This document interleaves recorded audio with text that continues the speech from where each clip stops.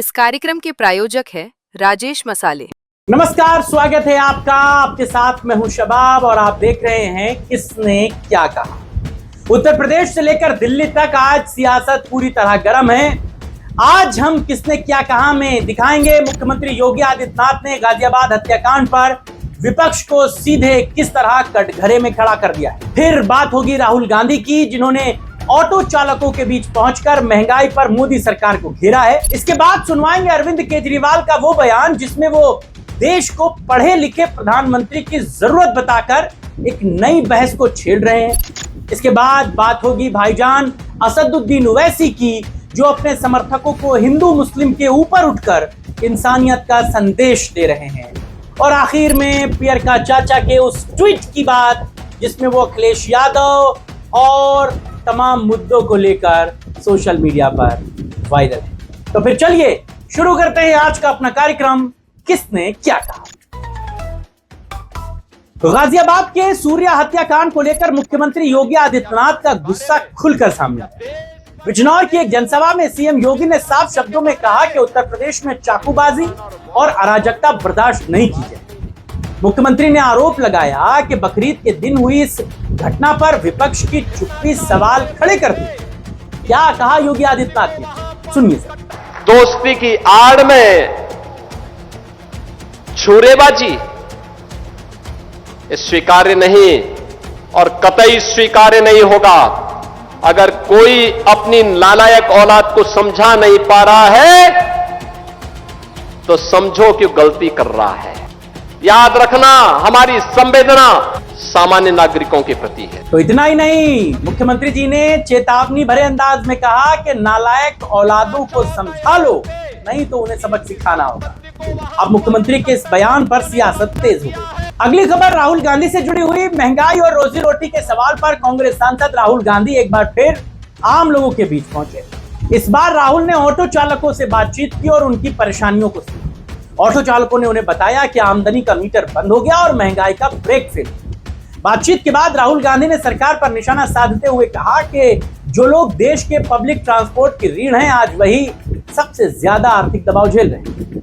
क्या कहा राहुल गांधी ने, सुनिए सर जी। सिलेंडर भी इतना मारामारी है कि बस 2-3 दिन तक कभी बच्चे भूखे रह जाते हैं, टाइम पे सिलेंडर नहीं। चूल्हों पे सर रोटी बनानी पड़ती है। मेरा परिवार है सर, 20 से 25 दिन सिलेंडर चलता है और दूसरा सिलेंडर लेने जाता हूँ तो 2,500 या 3,000 में ब्लैक लेकर आना पड़ता है। और कमाई जो आज से 10 साल पहले थी वो आज यहाँ नहीं है, अभी के टाइम में नहीं है। सर दूध पे भी पैसे बढ़ गए, सब पे पैसे बढ़ गए सर।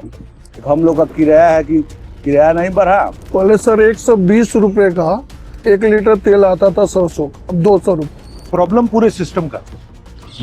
अगर आपके पास बच्चों के लिए सही शिक्षा होती, अगर उसको रोजगार मिल जाता तो तब भी ठीक है भैया, महंगाई बढ़ रही है मगर रोजगार तो है, मतलब तो है ही नहीं सर। हाँ, बट रोजगार भी नहीं है, शिक्षा का सिस्टम ठप, पब्लिक तो रोड दर भटक, पेट्रोल बढ़ता जा रहा है, महंगाई बढ़ती जा रही है और आप वहीं के वहीं मतलब फंसे हुए हो। राहुल का सवाल है कि जब कमाई घट रही है और खर्च बढ़ रहा है तो आखिर आम आदमी अपना घर कैसे चलाए, ये सरकार को बताना होगा।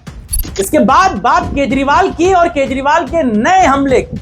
लगातार भर्ती परीक्षाओं में कथित गड़बड़ियों और पेपर लीक के मुद्दे पर आम आदमी पार्टी के राष्ट्रीय संयोजक अरविंद केजरीवाल ने बड़ा राजनीतिक बयान दे दिया।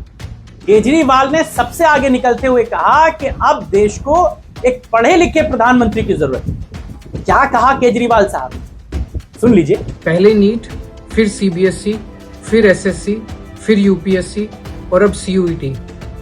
इस देश के हर बच्चे को अब लगने लगा है कि ये सरकार एक भी पेपर ठीक से नहीं करा सकती। एक के बाद एक पेपर गड़बड़ हो रहे हैं और प्रधानमंत्री जी चुप हैं, उन्हें कोई चिंता ही नहीं है। एक्चुअली इस सरकार को शिक्षा के महत्व का पता ही नहीं है। Do you also agree that now the country desperately needs an educated prime minister? Arvind Kejriwal ने कहा कि अगर शीर्ष नेतृत्व व्यवस्था, शिक्षा और परीक्षा व्यवस्था की गंभीरता को समझती तो युवाओं को बार बार पेपर लीक और भर्ती घोटालों का सामना नहीं करना पड़ा। फिलहाल केजरीवाल के इस बयान के बाद राजनीतिक गलियारों में खूब चर्चाएं हो रही। चर्चा तो ओवैसी के उस बयान की भी हो रही है जिसमें वो अपने समर्थकों को नसीहत दे रहे हैं। एआईएमआईएम प्रमुख असदुद्दीन ओवैसी ने अपने समर्थकों को एक अलग संदेश दिया। ओवैसी ने कहा कि अगर किसी के साथ अन्याय हो रहा हो तो उसकी मदद करते समय ये मत देखो कि वो हिंदू है या मुसलमान, उन्होंने कहा कि इंसानियत सबसे बड़ा धर्म है और समाज में नफरत के बजाय सहयोग और भाईचारे का माहौल बनाना जरूरी है।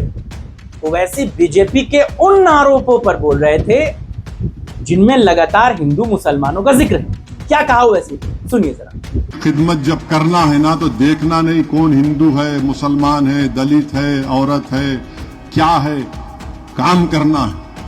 ये मजलिस का नज़्बुल है नहीं। मजलिस कभी हिंदुओं के खिलाफ थी ना रहेगी इंशाअल्लाह ताला। मैं मुसलमान हूं तो दीन की तालीम यह है कि तुम किसी के गैर जरूरी किसी मजहब के खिलाफ नहीं हो सकते। अरे हम मुसलमानों पर तवज्जो, बस घुसपैठिया हम, ज्यादा बच्चे हम पैदा करते, नमाज से तकलीफ, अजान से तकलीफ, खाने से तकलीफ, बुरखे से तकलीफ, हिजाब से तकलीफ। तो वैसे का ये बयान ऐसे समय पर आया है जब देश में लगातार सांप्रदायिक मुद्दों पर बहस खूब की जा रही है। बहस तो राजभर के लगातार हो रहे ट्वीट पर भी हो रही है। इस सियासी जंग में कौन जीत रहा है पता ही नहीं चल रहा। उत्तर प्रदेश सरकार के मंत्री ओम प्रकाश राजभर एक बार फिर अखिलेश यादव के खिलाफ एक बड़ा हमला बोलते नजर आए। राजभर ने सोशल मीडिया पर लंबी चौड़ी पोस्ट लिखकर कई घटनाओं का जिक्र किया और आरोप लगाया कि कुछ मामलों पर अखिलेश यादव की चुप्पी सवाल खड़े करी।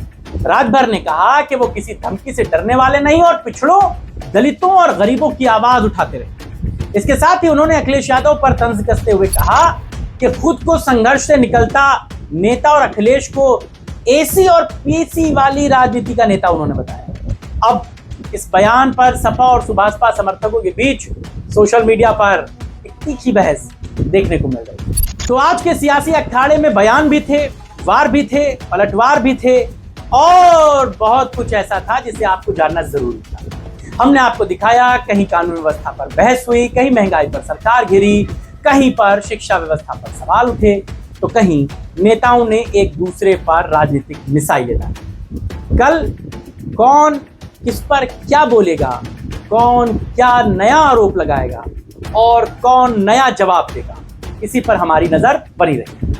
फिलहाल मुझे और मेरी पूरी टीम को दीजिए इजाजत। इस वीडियो को बनाने में मदद की हमारे सहयोगी सुशील कुमार ने।